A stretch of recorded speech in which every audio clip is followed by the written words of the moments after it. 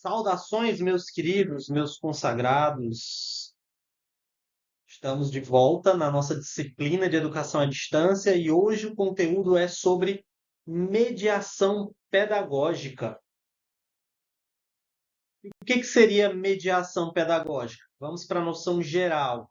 Mediação pedagógica é a atitude ou comportamento do professor ao apresentar e tratar um conteúdo ou tema que ajude o aprendiz, no caso você, a compreender e lidar com informações e até produzir conhecimento e mesmo interferir em sua realidade. Então, nós, enquanto professor, nós temos certos níveis de poderes, né, de superpoderes. O primeiro superpoder é ajudar você a compreender o assunto. Segundo poder é ajudar você a compreender o assunto de tal modo que você interfira na realidade e transforme essa realidade, de preferência positivamente, tá?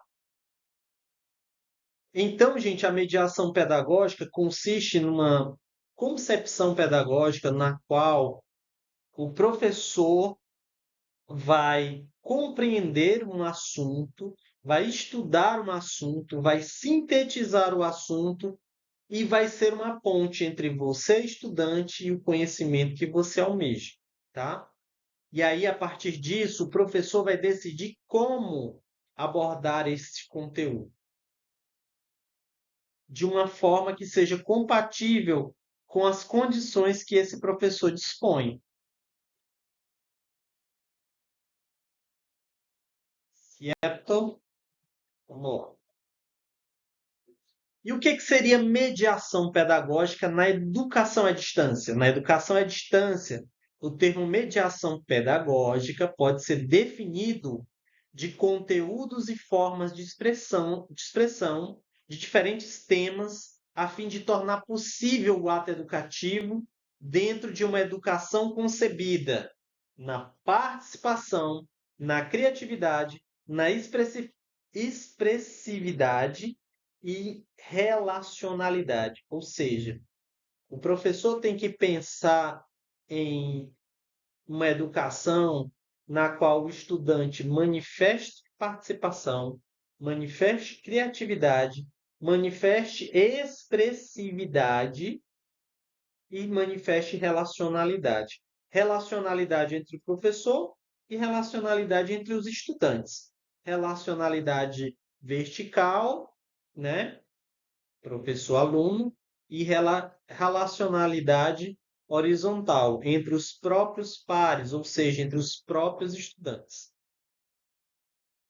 E a função da mediação pedagógica, sobretudo da mediação pedagógica que tem o professor como protagonista, professor é incentivador, é motivador, é orientador, é consultor e é colaborador. Ou seja, o professor ele vai criar as condições objetivas e subjetivas para que você tenha, você, a partir da sua, da sua caminhada, você consiga se transformar a sua consciência. E qual a importância da mediação pedagógica? A mediação pedagógica está associada à sua origem comunicacional, ou seja, ela é um ato de comunicar, mas não apenas isso. Vai para além da comunicação, porque reconhece o papel e relevância do professor no que diz respeito a produzir uma emancipação em você, estudante, emancipação da sua consciência. O estudante que começa a disciplina é diferente do estudante que termina a disciplina. O estudante que começa a aula é diferente do estudante que termina a aula porque ele está com a consciência transformada. Ele precisa se compreender que o estudante é um interlocutor ativo, autônomo e crítico. Ou seja, você faz parte desse processo de construção do conhecimento de forma ativa, de forma autônoma, porque você tem os instrumentos para garantir essa autonomia, tá? Os instrumentos psicológicos, e é crítico porque você está duvidando de mim, está duvidando do conteúdo, e duvidar é uma atitude saudável. Não é uma atitude saudável a partir do momento que você só diz amém para tudo que você escuta. Desconfie de tudo que você ouve, mas se você for contrapor, busque o salto, busque evoluir para que você tenha os instrumentos argumentativos para se contrapor, tá? Questões pontuais da mediação pedagógica. Eu trouxe aqui 5 pontos. A mediação pedagógica propõe uma transformação da aprendizagem, que como nós dispomos de um ambiente objetivo, cheio de trabalho morto, em que sentido? É um ambiente eletrônico, informal, formal demais, objetivo demais, cheio de regras muito metódicas. Então, o professor precisa criar instrumentos, quebrar essa barreira da tela para que vocês se compreendam como se a gente tivesse realmente em uma sala de aula. Quebrar esta barreira, metaforicamente falando, para que nós nos sintamos no mesmo ambiente, tá?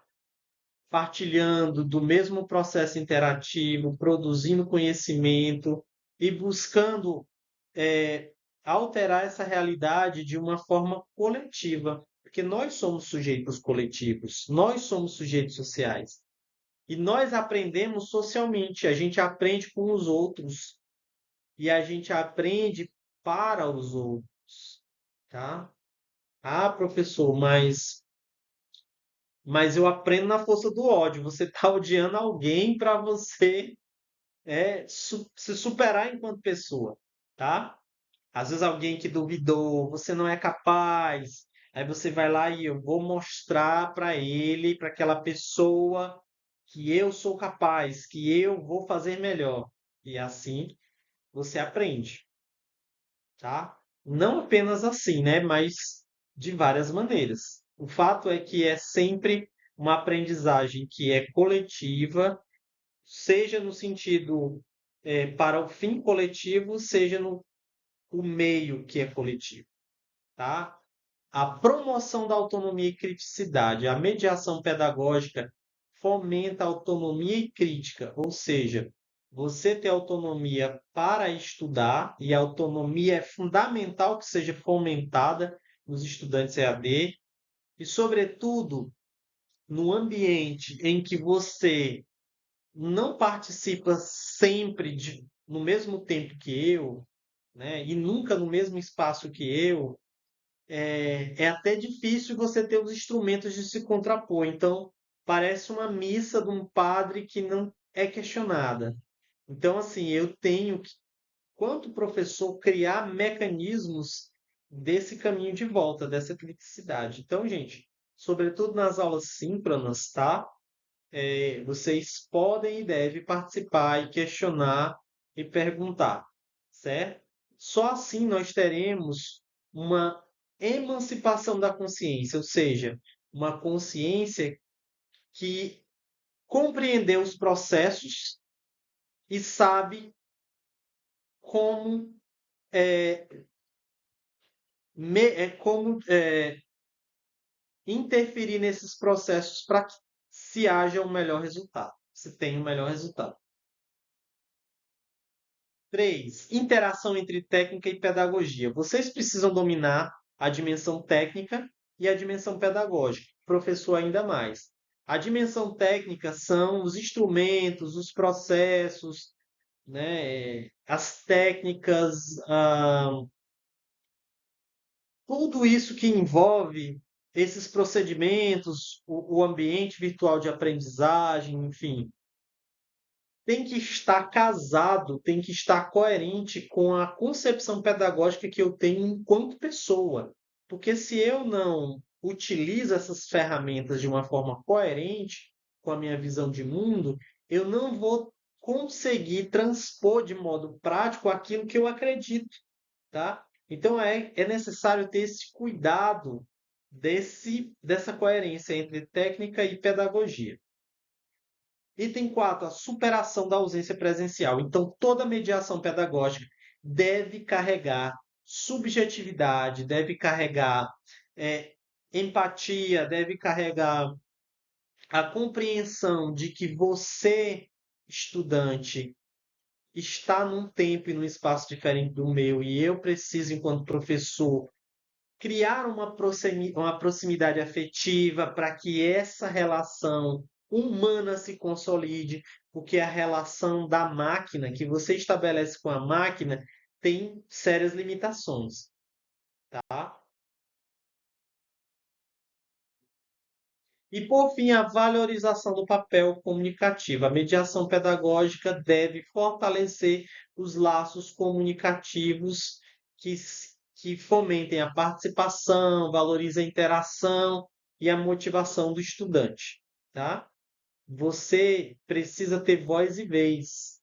Portanto, gente, participe mais dos fóruns, participe mais das aulas síncronas, das aulas assíncronas, né? E façam as suas intervenções, seus questionamentos. A mediação na educação à distância, ela tem, sobretudo, a função de estabelecer pontes entre os saberes, né, que são da disciplina, e vocês, as vivências, as inseguranças, as seguranças, os sonhos e os medos que vocês têm, para que a gente consiga criar uma aprendizagem mais significativa. E, além do que, a mediação pedagógica tem como função criar uma estratégia para mitigar essa ideia massiva de educação. Nós temos aí em torno de 200 alunos, né? Considerando todos esses polos. Então, é uma educação massiva, tem muitos estudantes, mas a gente tem que criar instrumentos que nos aproximem. E isso não é só trabalho do professor, isso também é trabalho do estudante. Ele precisa se aproximar mais. Se ele quer ter um bom rendimento na sua disciplina, ele precisa perguntar mais, ele precisa se interessar mais. E eu vejo que vocês têm muita vontade de aprender, muita vontade de conhecer o que é a instituição, as políticas da instituição, se estabelecer enquanto aluno, tá? E eu acho isso muito bacana, muito bonito da parte de vocês. A dimensão técnica e pedagógica deve ser condicionada, deve ser articulada de uma forma tal que elas sirvam para se somar e não para concorrer, até porque a dimensão técnica e a dimensão pedagógica precisam ter uma certa coerência. Para quê? Para garantir que vocês fomentem a sua própria autoria. É importante demais que vocês se manifestem, façam os trabalhos com as palavras de vocês, valorizem a autoria de vocês, para que a gente, enquanto professor, possa dar o feedback adequado, tá? É importante, nessa perspectiva da mediação pedagógica, que vocês fortaleçam o espírito crítico, se questionem dos conteúdos, se questionem das metodologias, se questionem quanto às formas que vocês estão estudando e busquem sempre melhorar e interagir com os pares de vocês, interagir com os professores, ter essa dimensão de relacionamento vertical, professor-aluno, mas também horizontal, entre os próprios pares, entre os próprios estudantes. Quais são as fases da mediação pedagógica, né? Primeira fase é o tema. O tema você vai situar, você vai desenvolver e você vai encerrar o conteúdo numa linguagem dialógica e expressiva. Você vai trazer esse conteúdo para A prática social, tanto minha quanto a de vocês. A prática social nossa é estar em um contexto em que a educação, um curso superior, um curso tecnólogo, vai ser um instrumento de posicionamento que vocês têm na nossa sociedade. Uma sociedade que, infelizmente, é extremamente competitiva, é extremamente individualista, tá? E essa mediação pedagógica é um instrumento, é uma estratégia que a gente tem para que a gente se coloque dentro da mesma realidade, tanto eu como professor, quanto vocês como aluno. A aprendizagem é a segunda fase da mediação e ela é o objetivo da nossa prática. Não adianta eu ter os melhores procedimentos, os melhores instrumentos, técnicas, metodologia de ensino, se no final das contas vocês não aprenderem aquilo que eu estou falando, tá? Então, a aprendizagem ele já é um momento que acontece sobretudo aí, ó, do outro lado da tela. Porque a partir do momento que você sintetiza, que você pensa e, sobretudo, que você anota e objetiva aquilo que você está aprendendo. Por isso que é importante anotar essas aulas que a gente fala, porque aí você vai anotando o que você entende, você vai anotando as suas dúvidas, você faz mapa mental, você faz esquema, certo? E a terceira fase é o quê? É a catarse, é o gozo estético, é o ritmo, a identificação. É quando você altera a sua consciência. Você aprende, você se torna um aluno diferente daquele que você começou o ciclo. A mediação pedagógica tem algumas influências, né? Aqui a gente destaca Gutierrez e Pietro, que recebe influência de um autor chamado Holmberg, que ele traz uma teoria conhecida como conversação didática guiada. Então, gente, todas essas teorias do EAD são pautadas em teorias que prévias. O que são essas teorias prévias?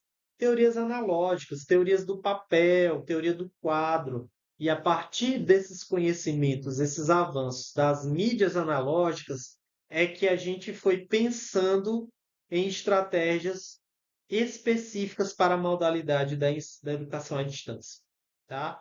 E para pensar nessa modalidade de ensino, a gente parte de alguns conceitos chaves, né? Comunicação afetiva e motivadora. Então, eu, como professor, busco criar conexão emocional com vocês, conexão afetiva, motivar vocês, para que vocês se enxerguem afetivamente como um estudante, porque é muito fácil você se compreender enquanto estudante quando você está numa sala de aula, você tem uma rotina, você tem uma cantina, você tem um intervalo, você conversa com seus colegas. Agora é mais difícil quando você não tem tudo isso. Então é um desafio enorme para a gente, enquanto professor, criar essas estratégias, né? O texto tem que ser como um diálogo. Então, todos os textos que eu coloco para vocês têm que ter essa perspectiva de dialogar com vocês, de chamar vocês para ação, tem por objetivo criar uma conexão. E também os conceitos chaves da teoria que nós estamos estudando é que o espaço da comunicação tem que ser bidirecional. Tanto eu falo quanto vocês falam, a gente interage e produz conhecimento a partir disso. Atualidade e relevância. Por que a gente deve estudar esse assunto? Mesmo que adaptado às novas condições tecnológicas, especialmente com as mídias digitais, o conceito é renovado e significado nas práticas sociais e educacionais. Ora, se eu tenho uma tecnologia em que eu Posso, por exemplo, mudar meu avatar, me tornar uma outra pessoa, aparentar ser uma outra pessoa para vocês. Então, a gente tem que repensar a nossa mediação pedagógica. A gente tem que criar uma teoria que seja compatível com essa nova realidade. E por que que é importante a gente pensar nisso, e nunca perder de vista? Sempre ter em vista que o foco é a emancipação, vocês se tornarem pessoas críticas, autônomas, conscientes da própria realidade e que busquem meios de alterar essa realidade, sobretudo positivamente, tá? A interação é a essência das nossas práticas na educação à distância. Então, a gente tem que pensar enquanto sujeito que está em constante interação e a base das nossas relações é essa interação para construir ideias, produtos, serviços, ações que vão modificar nossa realidade. E a permanência como prática nas referências EAD. O que que é a permanência? A permanência, gente, é essa ideia de que o conhecimento que a gente produz, ele se cristaliza, né? Ele se torna um produto, ele se torna uma videoaula, ele se torna uma apostila. E aquele produto vai ser ressignificado, vai ser alterado, vai ser remixado e vai servir de base para outras coisas que vêm adiante. Tá, gente? Obrigado pela paciência, pela audiência de vocês e até a próxima aula. Abração, tchau, tchau.